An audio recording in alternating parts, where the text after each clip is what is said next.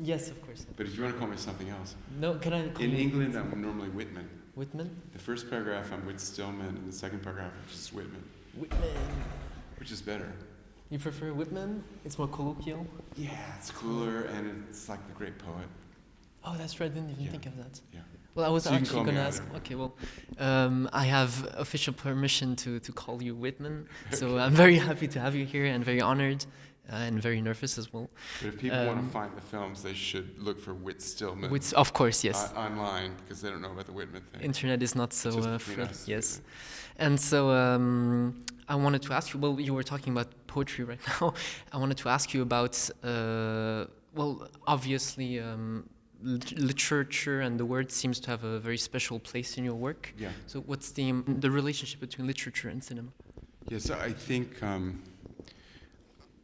think we've sometimes lost track of how well literature and literary influences can enrich films and stories. And I think my favorite period are the films of the 1930s.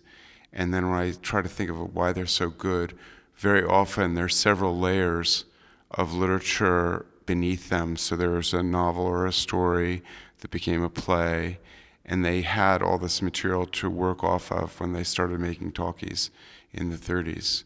So, I mean, I think there's a lot of rich material in literature that can become film. Mm-hmm. Do you think we're losing? Do you think that nowadays the quality of movies is decreasing because we don't have as much contact with literature? All the younger filmmakers don't have as much like a contact to literature anymore. I don't notice it so much as like the cinema now, in the sense that it'd be hard for me to sort of make generalizations about cinema now. But I think you could see it over the decades that there were periods when things really went down. So after World War II, there really was a lull in quality, and then things came back up. I think the studios got into some bad habits of kind of formula films without the effort they made in the 30s and early 40s. And I suppose it's also important to give your movies time to breathe. Like, I mean, when you read a book, it's a commitment that you have to make to the book, to the writer, and maybe in cinema with producers pushing for hard and fast work, maybe that also a certain honesty is lost in movies. Yes, it's something I've noticed. I've been helping someone with a TV show where he's been doing the program to sell it to backers. And so he just tells the story, all the sort of plot points. And then I've seen his first scripts based on that. And I think he's still too close to just the story elements. So it's like a chessboard moving the pieces around, but they haven't really acquired their reality. So the characters, I think, have to acquire an individual, unexpected reality and then seem to move within the story rather than they're just being sort of manipulated around. I think sometimes the way things are done now, they just want to get on with the story and they're not really allowing the characters to be interesting and do interesting things. Thank you. So your first movie was Metropolitan, who was released in 1990. Mm-hmm. And you were nominated for the Best Original Script. Yeah. What was your first reaction to this nomination? Well, I was really happy, but I had been very, very cynical and very negative about the Oscars until then. So to be too proud or marveled by it would have been hypocritical, because I've been very, very critical of how they were doing it. But it's great. It's a great experience. We were kind of lucky because it was just before people started spending a lot of money on Oscar campaigns. We didn't have an Oscar campaign, but we had the good fortune that the film had run for like 7 months in New York. And the one branch where there are a lot of members in New York is the writers branch. And that's what votes on the nominations for screenplay. And so just by sort of accident of our release pattern, we were able to get a nomination. Okay. But when I got out there, someone said, "Don't worry, there's no chance you'll win." So that took that away. Thank you. You worked on Damsel in Distress with Greta Gerwig. Yeah. How was it to work with her? It's really remarkable how the sort of best people working in casting know who's going to be an important person. They sort of know right away. And so I was very fortunate. Two women who started out our casting process, they wanted me to meet Greta Gerwig, they brought in Lena Dunham, they brought in Annalie Tipton, Aubrey Plaza. All these people came in who were just great, Caitlin Fitzgerald, and they sort of told me that Greta is like someone who's really going to be important, and everyone's really excited about her. And she's a really smart person. She brings a lot of intelligence to what she's doing. Maybe like they're people working more as actors who quickly come to what they're going to do. Well, with Greta, it might take more time. Like she'd say that. She'd say, "Oh, this read through of the script, like this is not something I'm going to do well."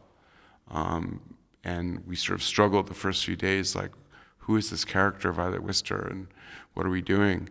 But then she got it and made it very interesting. And my last question, your first 3 movies are a trilogy. Yeah. Why did you start your career as director with a trilogy? Well, the first 2 scripts were kind of overlapping. I'd started working on the Barcelona story about 2 cousins in Barcelona, and I realized it was too big a project to do as a first film. And so I thought of what can I do that's really tiny, that you could essentially just film in a big salon. And then finally we got permission to shoot in the streets of New York, and we made it bigger than that. But it started out as like, what is the smallest thing we can do that'll still look like an interesting film? And so there was a sort of similarity between the 2 films, and I liked 2 of the actors in Metropolitan, and they became the leads of Barcelona. And then when I was doing Last Days of Disco, I was under the influence of Balzac and his human comedy, where there are characters that go from one novel to another.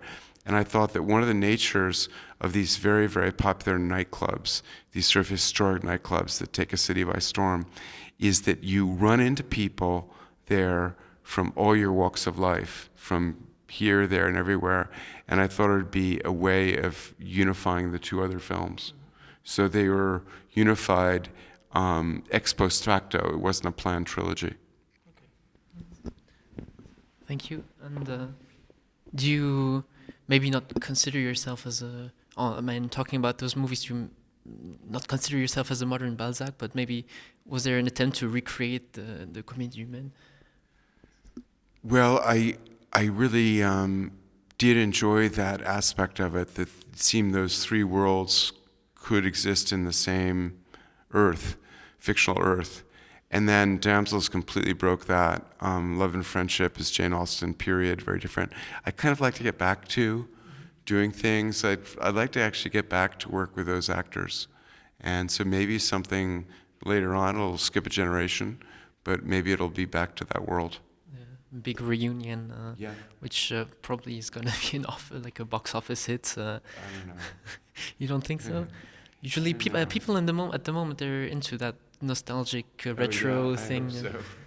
Yeah, and there was another. Oh yeah, and if I recall correctly, in one interview you said that the writing process and the process of actually materializing the initial idea that you have for a movie is something like difficult for you, and that you prefer coming up with the ideas and then in the end finishing the movie. Yeah. So how do you? It seems that creating a movie is more a struggle to you. Yeah. How do you come to terms with that struggle? Yeah. Well, I have no good answers. I often quote a writer-director who died a number of years ago, far too young, Anthony Minghella, the British writer-director, and he said that for him, script material was like you're trying to write a script, and sometimes a drawer opens, and you can take one thing out, and then the drawer closes again.